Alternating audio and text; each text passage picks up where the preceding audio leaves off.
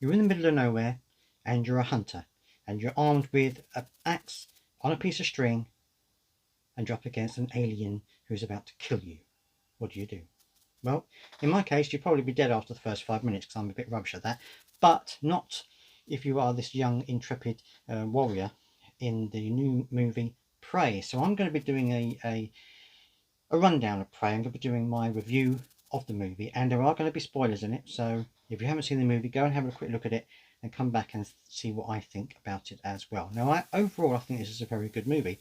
You've got Amber Midhunter, who plays Naru. She is the lead character in this. You've also got Dakota Beavers, who plays Tabe, who is her brother, and together they kind of hunt together. But I'm going to go through this movie. I'm going to go through the things that I liked and things that I didn't quite like, and at the end of it, I'm going to give you my overall thoughts on it. So don't forget to subscribe. It really does help the channel if you do that. It really does help. So thank you for subscribing for more TV and movie news, views and reviews, and let's get straight into it. Okay, so Nehru is well, she's not necessarily a warrior. She is one of the women that helps out in this tribe, and the tribe is the Comanche Nation, and they are basically just trying to forage and hunt and survive basically in the middle of nowhere. Nehru, she wants to be more than just someone who cooks and someone who helps out with the with the daily chores. She wants to be a hunter. She wants to take part in this ritual that she talks with her brother about, the ritual where you become a warrior. And he says to her, do you really want to hunt something that's hunting you?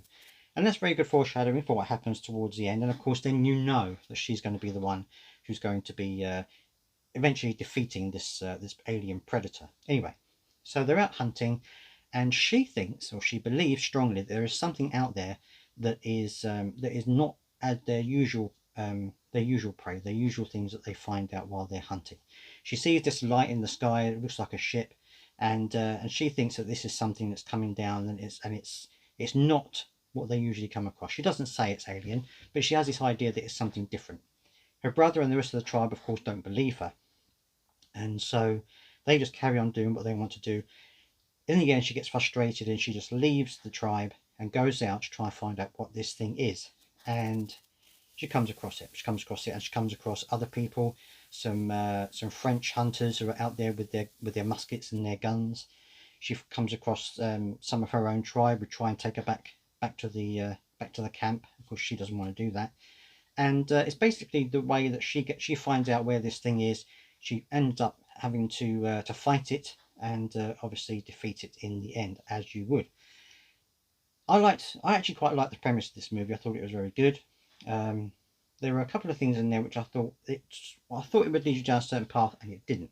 For example, there was a part where she got stuck in this boggy mud type thing, and she managed to get herself out of it, and she was covered in mud. And I thought, this could be foreshadowing for what she's going to do later on. She's going to be like the Arnold Schwarzenegger original Predator, where he covers himself in mud, and she finds out that the Predator can't see her if she's covered in mud. But no, that was a red herring. They sent you down that path, and it didn't materialise. One of the other things that I quite enjoyed is the fight scenes. Obviously, it's quite a gory movie. It's Predator. You see a lot of blood and guts. You see a lot of killing, a lot of violent killing. So if you're not into that kind of thing, then you probably don't want to watch this movie. But I think it's quite good. I think it pays a great homage to the original movie, and overall I think it was paced quite well. There were a couple of things which I weren't entirely sure about. Firstly is this little hatchet, this little axe that she's given. She's given it by her father, who we imply is no longer around, and this is a multi-purpose axe. I mean, this axe does everything. It's a lifesaver. It's a weapon to kill things with, and it's also great at chopping vegetables. And this axe just does everything. It really does. And then part of the way through the movie, she realizes she's very good at throwing this axe and hitting trees and stuff like that.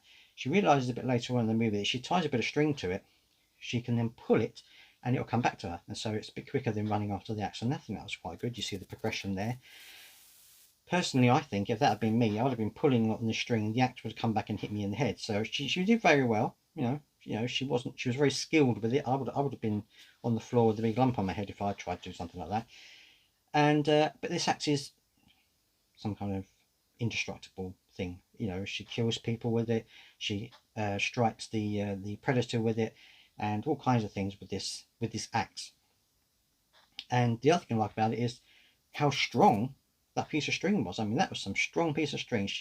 When she was stuck in the mud, she threw it. It caught onto a tree stump, and she pulled herself out with it. Now, me, 9 times out of 10, that string would have broken, and I'd have been literally, dead, basically. But no, this string holds out. I mean, this is amazing, this string. It really is like high tensile steel or something like that. It really was. But that aside, I thought it was actually quite a good movie. And you don't see the Predator until a little way into the movie. You kind of see his shadow and, and his invisible aura that he has. But you don't actually see anything of him until a little way into the movie, where he kills this bear and he holds it above his head. The blood runs down onto him, and then you see the figure of the Predator. And that's the first time that Nehru sees him as well, really.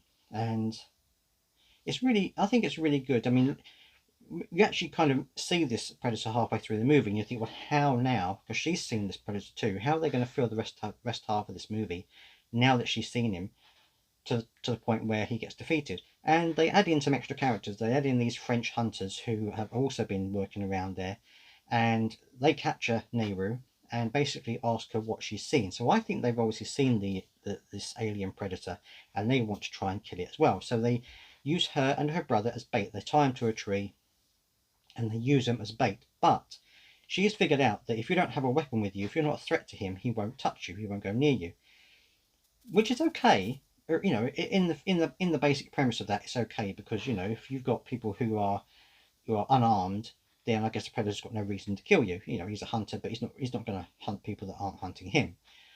But then a couple of times she does throw things at him, or she throws her axe at him, or she attacks him, and then later on he'll see her, but he won't clock that it's her. He'll just walk past her. There's a point where he will just walk straight past her. And I would think he's a bit more intelligent than that he would realise, hang on, this is the person that threw an axe at me, or this is the person that attacked me earlier. I'm going to sort that person out. No, he just doesn't think about it. He just goes straight for whatever it is that's attacking him, or whatever it is he sees as a threat, which is okay. I mean, a bit troublesome for me personally. It might not be for you, but that's just the way it is. And anyway, in the final scene, she eventually breaks free from these French hunters, and eventually one by one they get picked off by the predator, and eventually she has this showdown with the predator and her brother. They both end up killing him in quite spectacular style. It's quite a good fight scene at the end. Lots of blood and guts, obviously, lots of alien blood, and she comes back to the tribe covered in alien blood, with the alien head in her hand, as her brother did with the lion that they were tracking earlier. Throws it on the ground, and there she gets her warrior feather to say that she is now an official warrior. It's quite a good movie. I quite enjoy it. It plods along quite easily. The introduction of the French hunters halfway through, for me, just seemed a bit too much. A bit of an extra thing. It was just more people for the alien to kill. I think that's why they put them in, really. They didn't really do much else apart from that.